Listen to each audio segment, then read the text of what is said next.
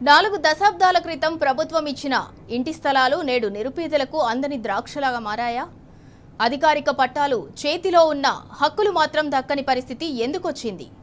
నాగర్ కర్నూలు జిల్లా అమ్రాబాద్ మండలం జంగంరెడ్డిపల్లిలో 92 నిరుపేద కుటుంబాలు తమకు జరిగిన అన్యాయంపై ఎందుకు కన్నీళ్లు పెట్టుకుంటున్నారు? అధికార పార్టీ నాయకుల ఒత్తిళ్లు, రాజకీయ జోక్యాలతో గిరిజనుల హక్కులు కాలరాస్తున్నది ఎవరు? Watch the story.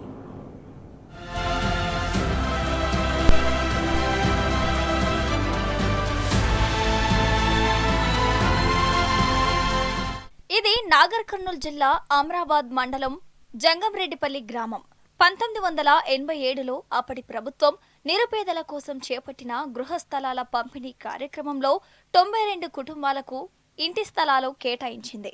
అప్పటి ఆర్థిక శాఖ మంత్రి మహేంద్రనాథ్ చేతుల మీదుగా పట్టాపత్రాలు అందుకున్న కుటుంబాలు అప్పటి నుంచి అదే భూముల్లో నివాసాలు ఏర్పాటు చేసుకుని జీవనం కొనసాగిస్తున్నాయి.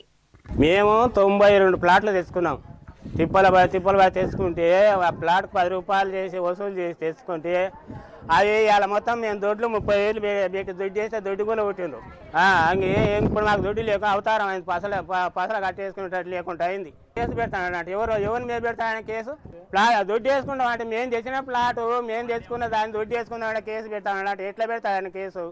మాకు అప్పుడు గవర్నమెంట్ ఇచ్చింది, ఎస్సీ కాకుండా ఎస్టీ కాకుండా రెడ్డిస్ భూములు గిట్టే మీరు కొనుక్కోర్రి మేము ఇస్తాం మీకు అని గవర్నమెంట్ చెప్పింది. రెడ్డిస్ భూమి మేము ఖరీదు చేసినాం, గవర్నమెంట్ మాకు ఇచ్చింది. మేము అంత సమానంగా మాకు ప్లాట్లు కూడా చూపించారు. అయితే కొంతమంది కొన్ని గుడిసెలు వేసుకొని ఉన్నారు, కొంతమంది వేసుకోలేదు. ఆ జాగా నాకు కావాలని కోరుకుంటున్నాను. అయితే తాజాగా అదే భూములు వివాదాలకు కేంద్ర బిందువుగా మారాయి. కొత్తగా ఇండ్ల స్థలాలు కేటాయిస్తామని చెప్పి అక్కడ ఉన్న గుడిసెలు, పశువుల కొట్టాలను జేసీబీలతో తొలగించారని బాధితులు ఆరోపిస్తున్నారు.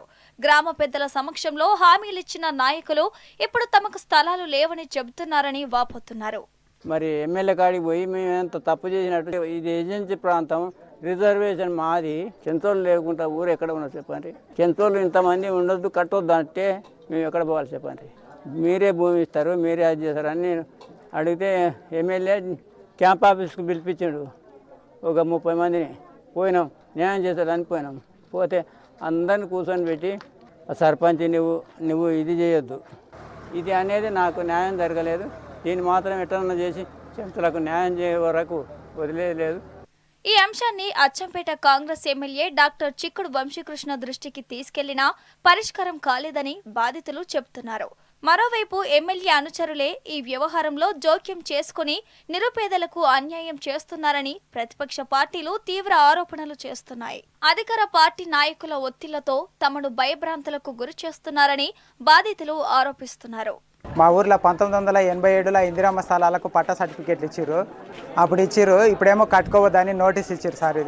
ఈ నోటీసు మరి దీంట్లో ఎవరు ఎందుకు కట్టుకొని ఇస్తలేరని మేము అంతా ఎంఆర్ఓ ఆఫీస్కి పోయినాం సార్. ఎంఆర్ఓ ఆఫీస్కి పోతే అందులో ఇందిరమ్మ హౌస్ సైట్ అని రాసి పెట్టింది రికార్డా ఆల్రెడీ. మేము ఎందుకు కట్టుకోకూడదు సార్ అంటే మేము కట్టుకోవాలని ఇచ్చినాం మీకు, మళ్ళీ మీరు కట్టుకోకపోవడం మీది తప్పు కాబట్టి మా బాధ్యత ఏం లేదు, మీరు తిరిగి కట్టుకోపోరని ఎంఆర్ఓ గారు చెప్పారు. మళ్ళీ అదే ఎంపీడీఓ ఆఫీస్ని కలవమన్నారు సార్ ఎంఆర్ఓ సారు.